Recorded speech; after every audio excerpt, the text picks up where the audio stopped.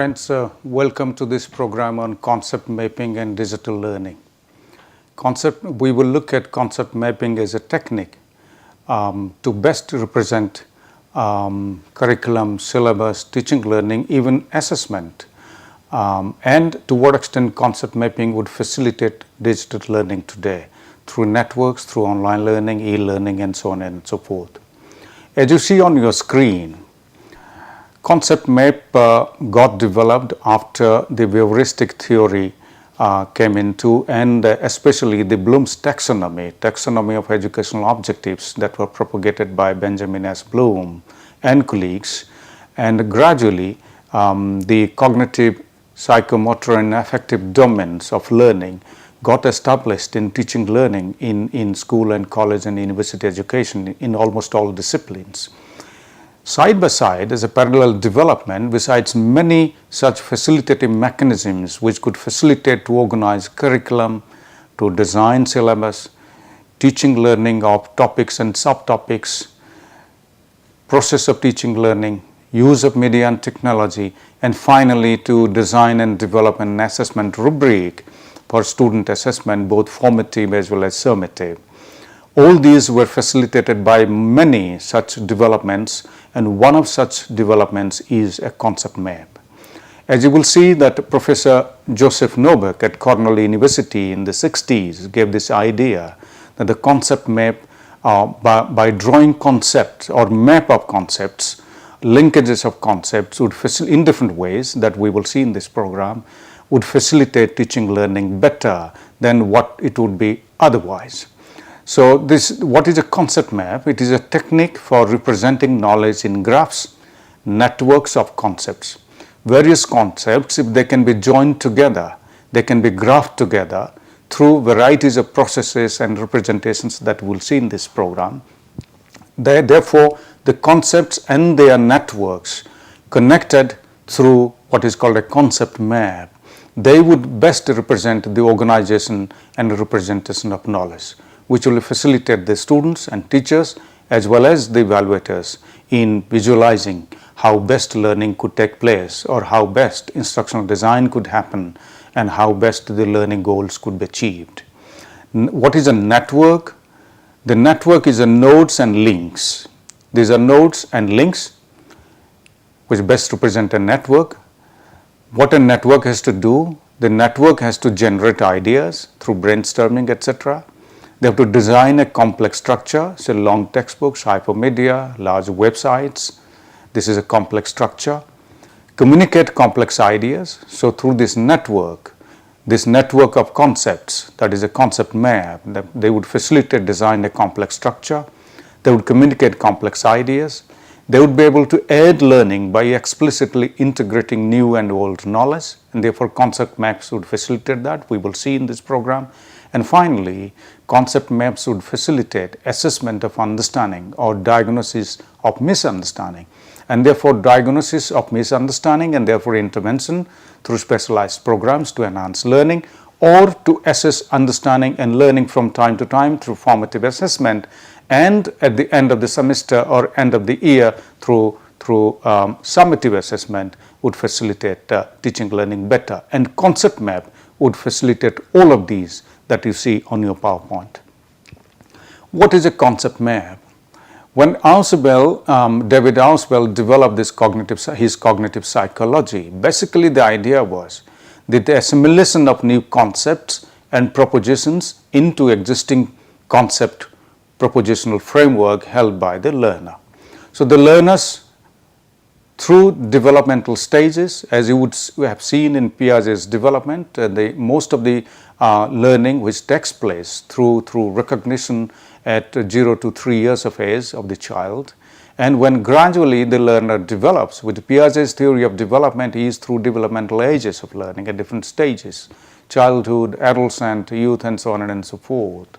And as much as a child grows, by growth and teaching, learning in schools, colleges, university, family, and elsewhere, with peers also, that the existing concept propositional framework that the individual student has, that would enhance by assimilation of new concept and propositions. So therefore, Ausubel's theory would talk about that how best the existing conceptual understanding of individuals and individual students and children could be connected with assimilation of new concepts, and how this new concept acquisition would further assimilate within the cognitive structure. That cognitive psychology of Ausubel was further facilitated by the application of the strategy or the technology of concept mapping. Meaningful learning is very important here to explain that learning which is conceptually clear, that there is a linkage to prior knowledge, and the individual has the choice to learn meaningfully.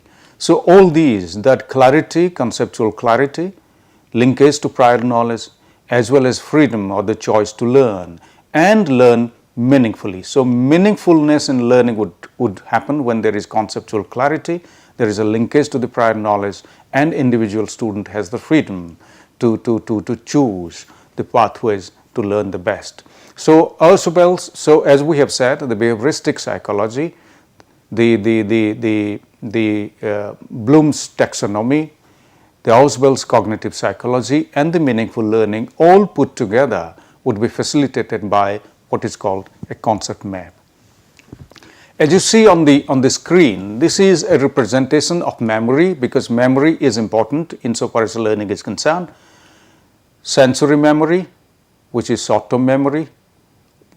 Going beyond that is a working memory, which could be also called short-term memory. The sensory memory is 1 second. Short-term memory or the working memory is 1 to 30 seconds. And long-term memory, which continues for the whole lifetime. So the knowledge input that gets into the sensory memory, so the first input from the outside world, the information and knowledge gets into the sensory memory, which lasts for a second, which gets fed into the short-term memory or the working memory 1 to 30 seconds, which is limited to 7 plus 2 independent chunks, as is explained in this PowerPoint, and which gradually gets transformed into long-term memory. And this is a lifetime, and one would be able to recall for the whole lifetime at any point of life that one has learned. So the function of memory is also best facilitated by concept map. The concept map, besides the previous PowerPoint, the concept map also facilitates the memories, sensory memory, short-term or working memory, and long-term memory. So what therefore is a concept map? If you allow me to go back again to the previous PowerPoint and say that what could be a concept map, that this is a technique for representing knowledge in graphs, that is network of concepts. We will see different kinds of networks that are available. The types of concept map that you see, 5 types that have been listed over here. There could be many more, and many more types of concept maps are coming up, and depending on the individual professor or individual teachers working through and knowledge about various learning theories and instructional design theories, one is able to draw concept map very differently. But basically these 5 types of concept maps are available to us, for which different kinds of software are available that we will talk about. Graphic organizer. In a graphic representation, this would guide learners through different concepts. If they could be plotted in a graph form, they would guide learners' thinking as they fill in and build up on a visual map. So visual learning is very important insofar as concept map is concerned. There are many who would learn better if there is a visual representation, and concept mapping would address that much better. That visual representation facilitates learning, and concept map addresses visual representation through varieties of means that how concepts could be represented. The concepts, their representation, their linkages, and what comes out through these linkages. This is precisely what a concept map would do, and concept mapping would facilitate to organize curriculum, to organize syllabus, to organize teaching learning, to organize teaching learning processes, as much as use of media and technology, as also finally that to design assessment rubrics or to develop assessment strategies, both formative and summative assessment. So graphic organizer would guide learners' thinking as they fill in and build up on a visual map. The facilitation of individual thinking, both teacher as well as students, through visual representation in graphs. We will see an example each a little later. Second, mind mapping, that visual representation of hierarchical information.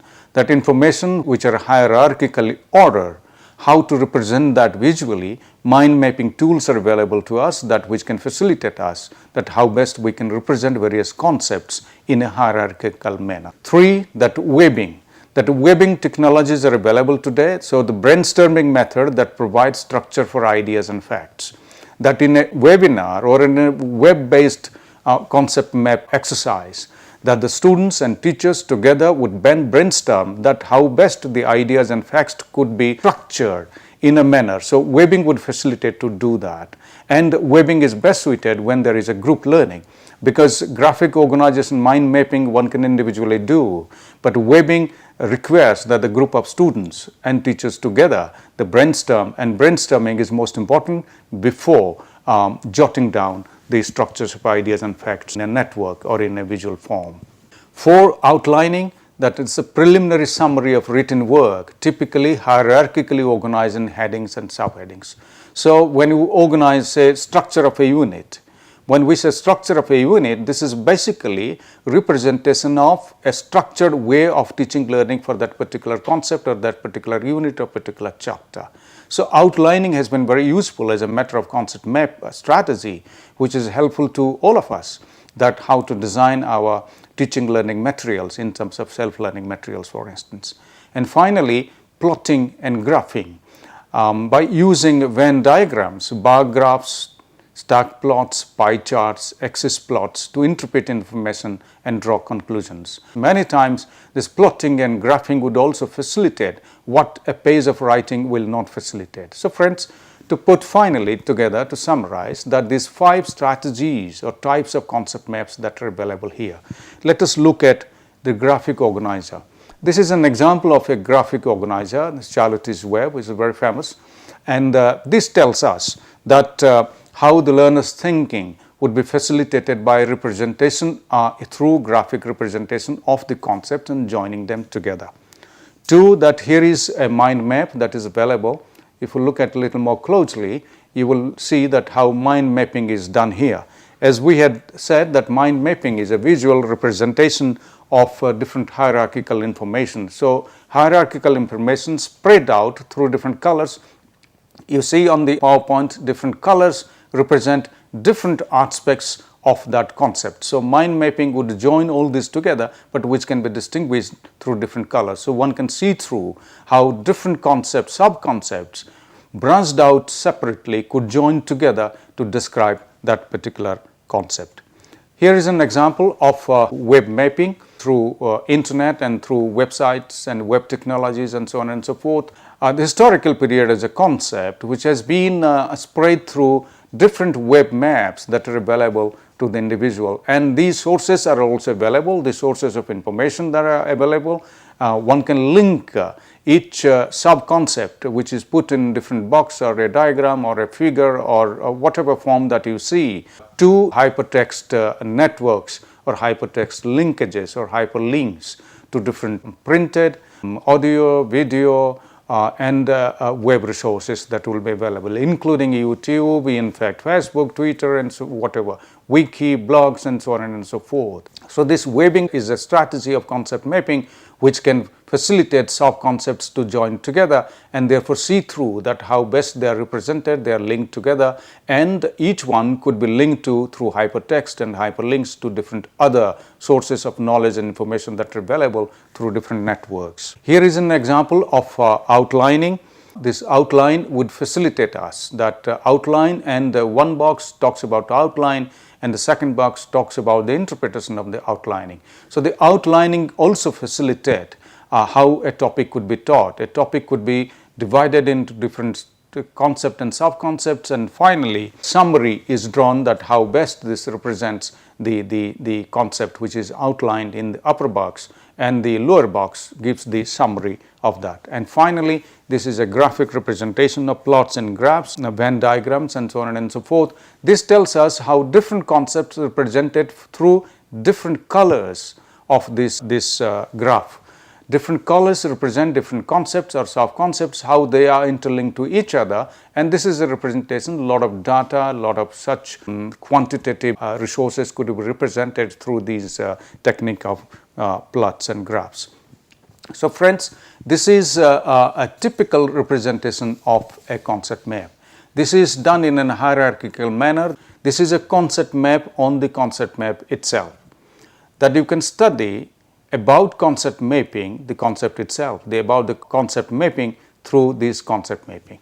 The concept map that is available here, the concept map which represents organized knowledge and which is concepts and context dependent and so on and so forth. You can derive till the last point which talk about different mapping segments. So this is a concept map on the concept map. This is given by Nobeck, who originated concept mapping as a technology or as a technique which can facilitate curriculum, syllabus design and teaching, learning and assessment. This is another representation of concept map. It's called mental maps. So say for instance, from the top down, mental maps are used to organize information, reconstruct ideas by constructing links and setting keywords, recalling knowledge and known information, by analyzing a problem, make a representation and analyze knowledge in order to analyze a problem and therefore solve a problem. This, what I said, is a concept is represented through this mind map. This would facilitate that each chunk would be developed into a chunk of learning, teaching and learning, a class, a period of study or a unit or a sub-unit or a video program and an audio program or a web resource or a blog or a wiki, collaborative wiki and so on and so forth. This concept mapping facilitates, I repeat, the concept mapping facilitates organization of different concepts, their linkages and therefore designing teaching learning strategies for teaching each concept, whether to create a discussion forum for that or to create a class discussion, to give an assignment, to do a direct lecturing, to have a seminar presentation or to let students do practically an assignment or do an activity based on a particular sub-concept. So the concept mapping facilitates teaching learning in a much more organized way because the students and teachers see through the different linkages and therefore visual representation facilitates learning better than otherwise it would have been possible. Let us look at taxonomy, the Bloom's taxonomy and concept mapping. As we have seen earlier programs that the taxonomy, especially the cognitive domain, that comprises of starting from the lower level of knowledge to comprehension and understanding to application to analysis of a concept which is given there and joining together, synthesizing various interpretations together to synthesis and finally making a judgment and evaluation. Therefore, based on these, the concept maps would simply mean mapping of keywords representative of a concept to establish a relationship among keywords and concepts, and visual learners and visual learning is best possible through concept mapping. So therefore, connection between keywords and the keywords which represent a concept or a sub-concept and establishing relationship among them, something leading to cause and effect relationship or a direct relationship, indirect relationship or a causal relationship and so on and so forth. Organizing information, and therefore through concept mapping it is possible to organize information in a more systematic, orderly way, assisting in learning. Therefore, comprehension of complex communication is possible and therefore refining meaning. That the meaning that one could understand, one could derive by interacting with the teacher, with the textbooks, with the context, with practical situation, laboratory and so on and so forth, could best understood if the concept map is represented in front of the students and teachers. And finally, information processing and making judgment later, assessment and evaluation. So information processing is best facilitated by concept mapping and making judgment later, that one could make a judgment. If the concept map is available to the student, at a later stage one looks back to the concept map and certainly in a better position to make judgment. And therefore, concept mapping would facilitate assessment and evaluation. That from where the questions that we put, the types of questions, short-term, objective, long-term questions, different other kinds of quizzes and so on and so forth, an activity, an assignment, all kinds of things, both formative and summative, could be best facilitated by concept map. If the concept map is available, the teacher is in a position to systematically, scientifically, objectively, and objectively design assessment strategies and evaluation strategies and develop a rubric of assessment by giving scores or grading and so on and so forth. And if it is credit based, then certainly, so credit and grading would be best facilitated by concept map. And concept map, finally friends, it's a collaborative tool, and cooperative learning is best possible. Cooperative learning, as we know, that working together and exchanging ideas, exchanging information, exchanging artifacts, exchanging outcomes, outputs, and learn from each other better. And concept map would facilitate, because in a brainstorming situation, if the students and teachers deliberate their concept maps and exchange concept maps, that would lead to richer concept maps and richer strategies for teaching and learning. And students would learn better in a cooperative learning situation. If concept maps are used, one concept map is shared by all to react, all students are allowed to develop their respective concept maps and exchange and discuss and finally come out the best representation of connections between concepts, and therefore learn better. Concept map and online learning. That online learning happens at the generalization stage, focusing, application, and consolidation. If we can divide 4 stages of online learning, at the generalization stage, that the students find linkages and clarity in background information that is provided to them, and concept map facilitates establishing these linkages and the background information. Focusing stage, the specific understanding of topics and skills, the concept map also facilitates these. At the application stage, which involves problem solving, computer-based learning instruments for assessment, and so on and so forth, concept map would facilitate, would direct that what kind of tools, assessment tools could be used for what kind of concept and sub-concepts and problem solving. And especially in online learning, concept mapping would help better than what a teacher could do within the classroom. And finally, at the consolidation stage of learning, that summary of previous information, repetition of applications. Concept maps could provide a summary of the information that is already given, already studied, already taught and learned, and students have already gone through, and therefore an assessment strategy could best suit the assessment or evaluation of that learning which has happened within individual students. And repetition of application, because once a concept map is in front of you, that you are in a better position to repeat that application, because you are objectively, scientifically very sure that how this has happened, and which is black and white available on pen and paper, or as a printout, or as a computer storage, or as a visual representation, otherwise available in video. This is one representation which you could look at very closely and see that what benefits of using online mind maps for e-learning.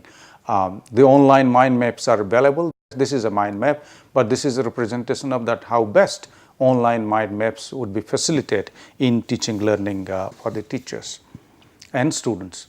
Mind map and online learning that we talked about in a PowerPoint presentation just a little before. But if you organize online learning, planning, collaboration, participation, preparation for the examination, and flipping the classroom. So these activities are flipping the online classroom in this case. All these 5 aspects which are part of online learning would be facilitated by mind map or the concept map. Mind mapping as one strategy of concept mapping that is available to us, that we have already seen. That the planning of online learning, planning of teaching learning, collaboration within online learning, participation in online activities, which may be a surrogate or virtual representation of workplace activity, for instance, or activity from the community, or activity from the world of work, would be available to the students, and they would best participate, and concept maps would facilitate better. And online concept maps, which can be accessed all the time, which are available then and there at the liberty of the students, they could always refer to in individual situation and in group situation with the help of the mentor, that they could best engage in teaching, learning, and participation of the activities. Preparation for the examination, one can always recall and call back and look through the concept map, and as a preparation, as a quick go through for different concepts and sub-concepts and their linkages to prepare for the examination. Flipping the classroom, this is the best strategy that is used within the classroom, a physical classroom, face-to-face classroom, and otherwise in an online classroom also, that the students representing their own outputs and outcomes in terms of an activity and sharing within the classroom and learning better, and concept may facilitate this. So friends, by this PowerPoint to conclude that as much as face-to-face classroom, in online teaching learning classroom, in online community of practice, for instance, that mind maps and concept maps would facilitate better in teaching learning, in planning, collaborating, engaging in activities or participation, preparing for the examination, and flipping within the classroom. different software that are available to us that are listed over here, that varieties of software, and the most used software today is inspiration software, and varieties of different categories of inspiration software that are available today to draw different kinds of concept maps. So you could draw a concept map by yourself in pen and paper, by boxes, by networks, by hierarchies, by tree diagram, and so on and so forth, or else one can draw on computer through a Word file, or else the software that are available to draw concept maps, depending on the type of subject, type of concept, the learner group, the context in which learning is taking place, and the level of learning: primary, elementary, secondary, senior secondary, college, university, research, and so on and so forth. So friends, to conclude this PowerPoint by simply saying that the concept maps would facilitate teaching learning much better by organizing curriculum systematically, by dividing the curriculum into syllabus, into units of study in a modular fashion, in credit based, and organized teaching and learning, organized learning resources. Learning resources are print, audio, video, graphics, animation, activities, laboratory experiments, and so on, and kits, and so on and so forth. The process of teaching learning is facilitated by a concept map, and finally the media and technology, of course, and finally the assessment strategy, the assessment rubric can be built around the concept map. If you simply send a concept map to an examiner, to an evaluator to set a paper, the paper setter would be in a better position through the concept map only. The content list and the concept map could design a good question paper than somebody who would be deprived of a concept map. We generally don't do that. We simply send the list of topics to the examiners and they set the question papers. It would be best that if we can send concept maps and learning objectives to the examiners, learning objectives based on Bloom's taxonomy, behavioristic, cognitivist, or constructivist theories, any kind of learning objectives for that chapter, for that program, for that paper, for that course, as well as the concept map that is drawn connecting the different concepts for each chapter. If we can send to the examiner, the assessor would be in a better position to set question papers as well as assess and such scripts. So Inspiration software, this is the Inspiration company, Inspiration Inc., which has developed this. The Chan Bok has developed an Action Idea Processor 5.0, which is extremely useful in designing and developing concept map. Page by Gopher CMap 2.0 for Macintosh, which is available, Macintosh company. Decision Explorer, this was called earlier the Graphoscope by Banksia Software, which has developed this Decision Explorer, and each one you can click from this PowerPoint itself and go through the web and see through, and these are all available free. The SEMNet Research Group, which developed the SEMNet, which has developed the concept map software for this, which can be used. Michael Jetta, MindMan, developed by him, could be useful for developing good concept map. The makers of VisiMap and InfoMap have developed COCO systems, which are also equally facilitative of concept mapping. The Time Systems International has developed the activity mapping, which are useful to design activities and find connections between activities and the outcomes of activities, the process of activities, and so on and so forth by individual students, by groups of students. This would facilitate within the classroom and in online learning contexts. Piet Commerce, whom I met long time back in a different country doing a keynote together, he has developed the TextVision, TextNet as you would call, or TextVision, which is facilitating concept mapping in a better way for the digital world. Smart Technologies has developed Smart Ideas, which is a software which can be used to develop concept maps. And the MindMapper, EGLE Magic they have developed, and the MindMapper company has developed this. And there are many more software that are available today, but these are usually, and especially most used software today is the Inspiration software, which facilitates varieties of concept mapping, and there are different formats within the Inspiration software available to develop concept map. Friends, therefore, to conclude finally this presentation by simply saying that concept maps are techniques or technologies, strategies which facilitate representation and connections between concepts and sub-concepts within a chapter, within a paper, within a course, or within a program of study, and therefore link to the learning objectives and so on and so forth, facilitating organization of learning resources, print, audio, video, and so on and so forth, and multimedia, online learning, web-based learning, and so on and so forth, and the process of teaching learning within the classroom, outside the classroom, in laboratories, in activity-based situations, in community practice, and so on and so forth, even in online learning environment, web representation or surrogate representation of the practical work environment, and finally that these facilitate in the assessment strategies to develop an assessment rubric and assign for each concept and sub-concept their linkages and activities, different scores or different grades, and develop question papers based on that. As I said earlier, if we send the learning objectives, the content outline and concept maps to the assessors, paper setters and evaluators, they would best do the job of setting question papers as well as assessing answer scripts in different forms, in written, in audio, video, in activity, laboratory forms.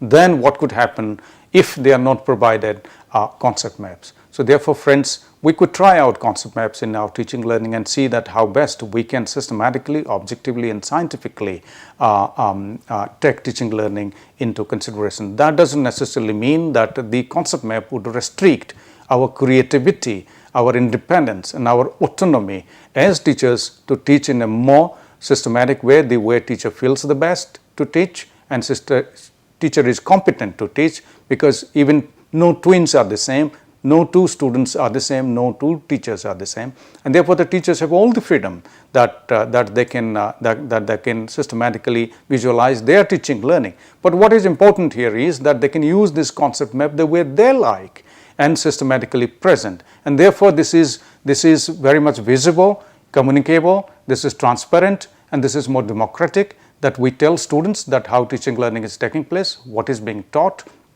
and what is being assessed.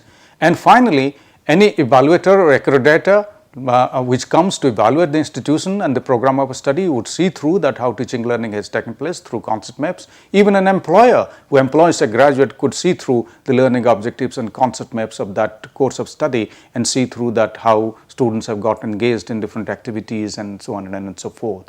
So friends, with this conclude the program by simply saying that you could try concept maps in your own teaching learning. Thank you very much indeed.